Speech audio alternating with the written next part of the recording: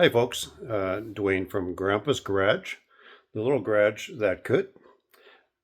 Now for something completely different from what you're used to seeing me do in my videos. Um, I've been wanting to do this for a little while. It's been a couple years since I did this, but I wanted to bring you in and show you one of the things that I find very interesting, and it's very tasty. So we'll show you what we're doing here. All right, here we are in my wife's and my little country kitchen.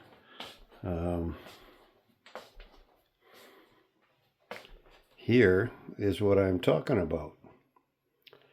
This is a recipe I came across a number of years back. Was out with my son-in-law in Calgary. We went to a liquor store, and they have different adverts and that sort of thing hanging around, and they have magazines that you can pick up. And one of the magazines was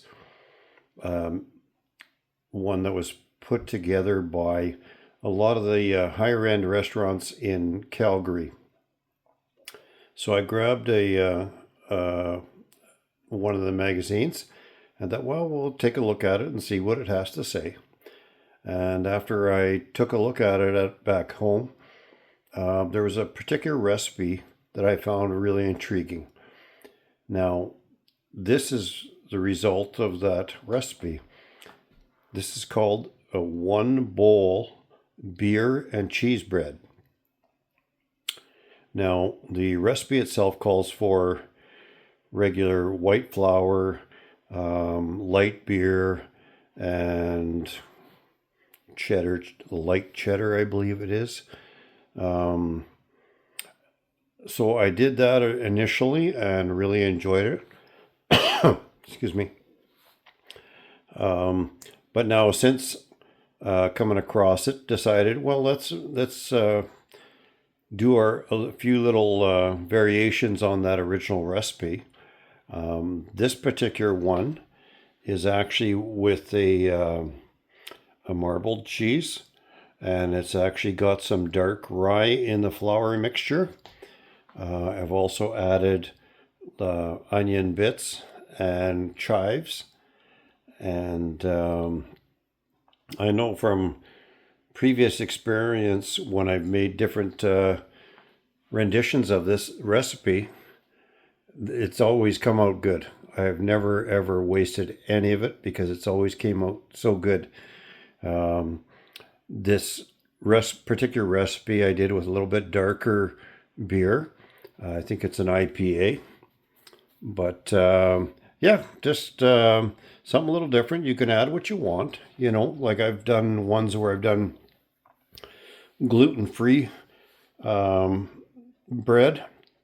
So it's gluten-free flour, gluten-free beer, and cheese, of course, that has no gluten in it. And then there's really a very nominal amount of other ingredients in the process: salt, sugar, baking powder. I think that's more or less it. But anyways, so I decided to do this, and my wife had asked me about doing some kind of muffins using this recipe. I did a little experiment with. They look not so much like a muffin, but more like a cookie. But that's okay. We'll have to try them out once everything's cooled down. I'm sure they're probably going to taste fine. It's just, how you approach it. If I did them in muffin tins, then it would be different again. But I can tell you that this recipe right here, we have never, ever, ever wasted even one piece of it. It generally, especially if it comes out of the oven and it sits for a little while and it's still warm, if you crack that thing open, it usually doesn't last very long at all. But yeah, I just thought I'd bring you folks in for something completely different from Grandpa's Garage. So this is Dwayne from Grandpa's Garage, the little garage that could, saying, why not try something a little different once in a while? Bye for now, folks.